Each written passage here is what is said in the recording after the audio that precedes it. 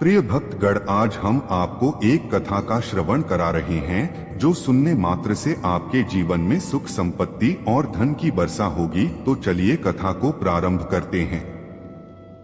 भगवान शिव ने अलग अलग अवसरों पर माता पार्वती को कई पाठ पढ़ाए। भगवान शिव ने माता पार्वती के साथ जीवन के 10 महान पाठ साझा किए जो हर इंसान के लिए आवश्यक हैं और उनका पालन करना चाहिए और बिना असफल हुए उनका पालन करना चाहिए। अगर आप यह कहानी सुन रहे हैं तो पूरा सुने। इस कथा को आधा अधूरा छोड़कर जाने की गलती मत करिएगा, क्योंकि इस पवित्र कथा को पूरा सुनने से आपको मनचाहा फल की प्राप्ति होगी। इसलिए इस कथा को पूरा सुने। आप शिव भक्त हैं तो भोलेनाथ का अनादर न करें। सबसे बड़ा पुण्य और सबसे बड़ा पाप। जब माता पार्वती ने भगवान शिव से सबसे बड़ा पुण्य और पाप के बारे में पूछा तो शिव ने संस्कृत के एक श्लोक के साथ उत्तर दिया, नास्ति सत्यत परोनानुर्तात पाटन परम। अर्थात मनुष्य का सबसे बड़ा गुण आदरणीय और सदा सच्चा रहना है, जबकि सबसे बड़ा पाप बेईमानी करना या ऐसे कृत्य का समर्थन करना है। एक व्यक्ति को हमेशा ऐसे कार्यों में लिप्त होना चाहिए जो ईमानदार और सच्चे हों और उनके होने की धार्मिकता को नुकसान न पहुंचाएं। अपने प्रलोभनों को मत सुनो। जब माता पार्वती ने भगवान शिव से सभी कष्टों का कारण पूछा तो भगवान शिव ने पार्वती से कहा कि प्रलोभन ही सभी कष्टों का एकमात्र कारण है। संसार में 3 प्रकार के प्रलोभन होते हैं। एक आंखों की वासना का अर्थ है भौतिकवाद। यह विश्वास की धन और संपत्ति जीवन में सबसे महत्वपूर्ण चीजें हैं।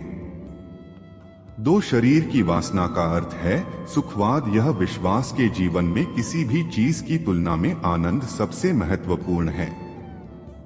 3 जीवन का गौरव का अर्थ है अहंकार। अपने बारे में बहुत अधिक सोचना। यह सोचना कि आप किसी और से बेहतर या अधिक महत्वपूर्ण हैं। मनुष्य को एक के बाद एक चीजों के लिए दौड़ने के बजाय कर्म और शरीर के बंधन से मुक्ति पाने के लिए ध्यान और तपस्या का अभ्यास करना चाहिए। शक्ति ही सफलता में बाधक है। जब माता पार्वती ने भगवान शिव से पूछा कि मनुष्य अपने कार्यों में असफल क्यों होता है तो भगवान शिव ने बताया कि आसक्ति ही सभी समस्याओं का मूल कारण है। आसक्ति और प्रेम ठहराव की ओर ले जाता है और सफलता में बाधा डालता है। जब आप दुनिया के सभी मोह और प्रलोभनों से मुक्त हो जाते हैं तो ऐसा कुछ भी नहीं है जो आपके जीवन में सफलता प्राप्त करने से रोक सके। अलग होने का एकमात्र तरीका है कि आप अपने मन को प्रशिक्षित करें और इसे इस मानव रूप की अस्थायीता को समझें। अपने कार्यों को बुद्धिमानी से चुनें। शिव ने पार्वती से कहा कि लोगों को कभी भी किसी भी प्रकार की कार्रवाई में लिप्त या संबद्ध नहीं होना चाहिए जिसमें शब्दों, कार्यों और विचारों या मन के माध्यम से पाप शामिल हो। मनुष्य जो कुछ भी काटता है वह उसी का फल है जिसे उसने खुद बोया है। उसका भाग्य उसके कार्यों का परिणाम है।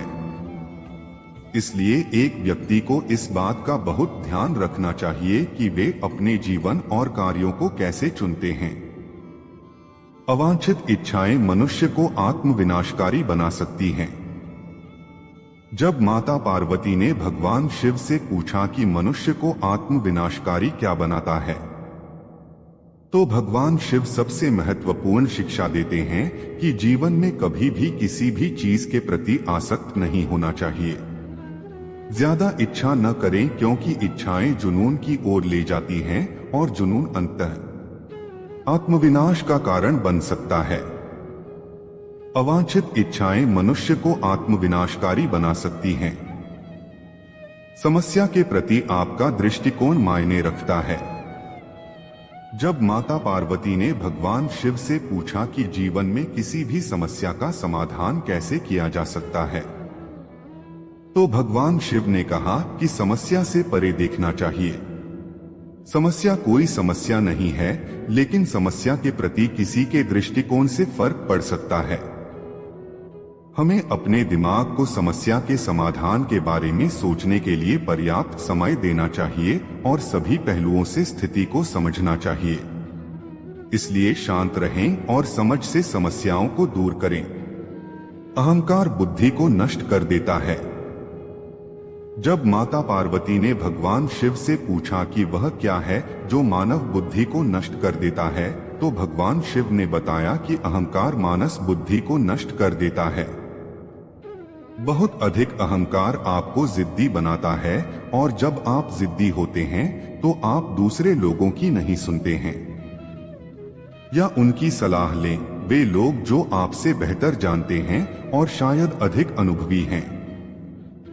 आपका अहंकार संभावित रूप से आपकी सफलता में बाधा बन सकता है और यदि आप किसी भी प्रकार के मार्गदर्शन को अस्वीकार करते रहते हैं तो आप खो सकते हैं। भगवान शिव हमें अहंकार के बिना जीवन जीने का उपदेश देते हैं, क्योंकि अहंकार कहीं नहीं जाता है, लेकिन यह आपको स्वयं से दूर ले जाता है।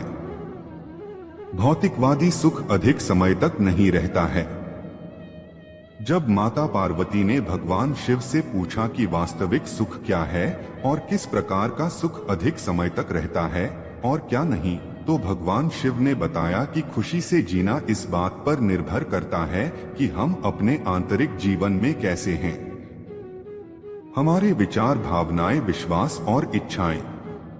आध्यात्मिक आयाम होने का अर्थ है आंतरिक शांति की अनुभूति, मन की शांति और हृदय में शांति दोनों। उन्होंने कहा कि भौतिक सुख अल्पकालिक है।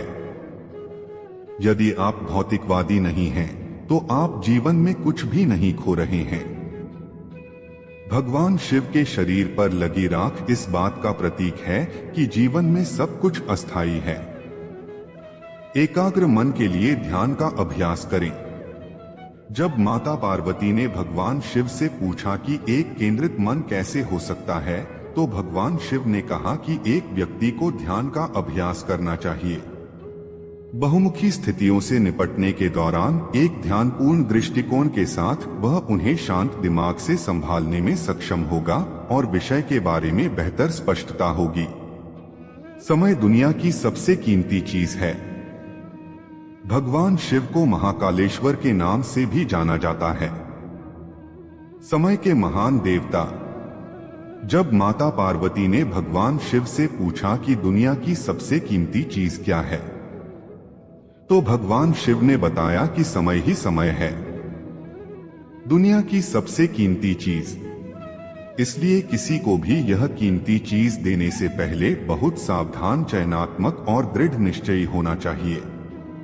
उम्मीद है आप सभी को यह वीडियो अच्छी लगी होगी। अगर आप शिव के सच्चे भक्त हैं तो चैनल को सब्सक्राइब और वीडियो को लाइक करके कमेंट में हर हर महादेव लिख दीजिए।